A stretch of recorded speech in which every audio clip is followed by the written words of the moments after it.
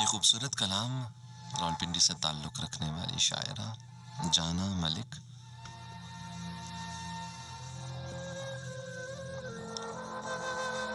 ये कैसी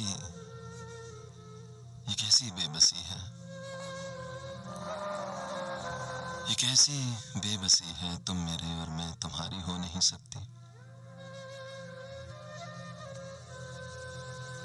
हम ऐसे मोड़ पर इस जिंदगी की राह गुजर में इत्तफाकन ना मिले हैं।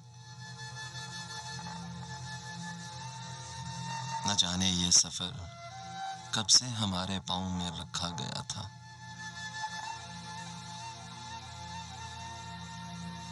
रेगज़ारों पर लिखा था,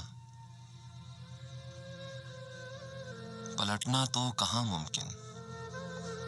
समझ ये भी नहीं आता कि अब आगे कहाँ किस समत जाना है।